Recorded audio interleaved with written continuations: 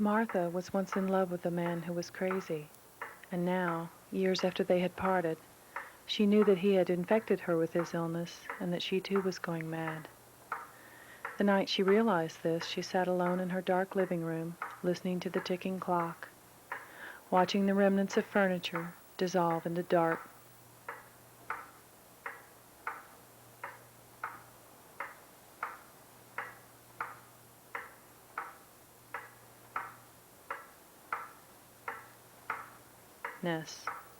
The tip of a chair leg stood by itself. A desk drawer hung suspended in space. A doorknob leading to nowhere floated in an endless void. Tiny molecular creatures that lived in her darkness began to glow as they sped around the room. Mothers raced by, trailed by millions of babies, and harried workers zoomed back and forth in a frenzy of nearly missed collisions.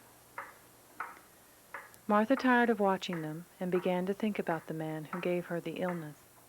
He was a poet, a black hole of troubled vision, and she had admired him deeply.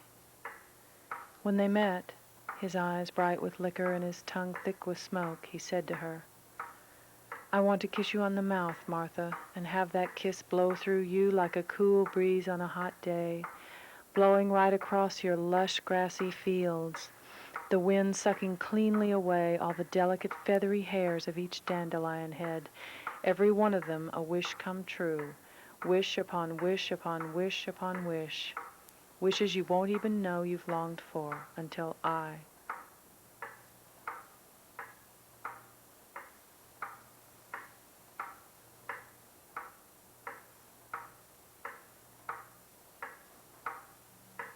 Make them come true.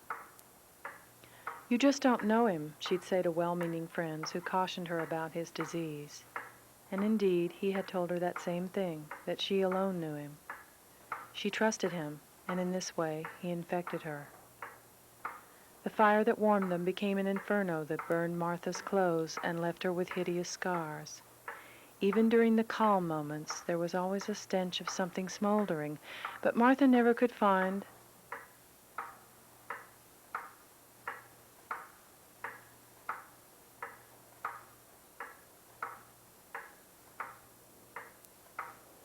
its source. Long after he was gone, she was still looking and still blaming herself, because that is what he always did, and she trusted him. "The trouble with love is the trust," Martha said to the clock. Like the young boy who each day picked up and carried his pet calf until one day he was carrying his pet cow. You listen to something you know is a little bit wrong, but you believe because you trust. Before long, you believe in something that is very, very wrong, and then you are carrying a cow.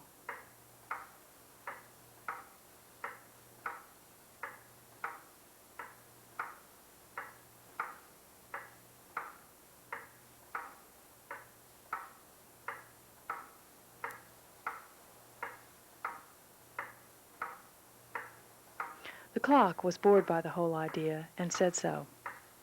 "Cows indeed," yawned the desk, before drifting off into solidity, followed shortly by the chair. The molecular creatures which had been paying no attention to Martha vanished in terror under the threat of approaching dawn.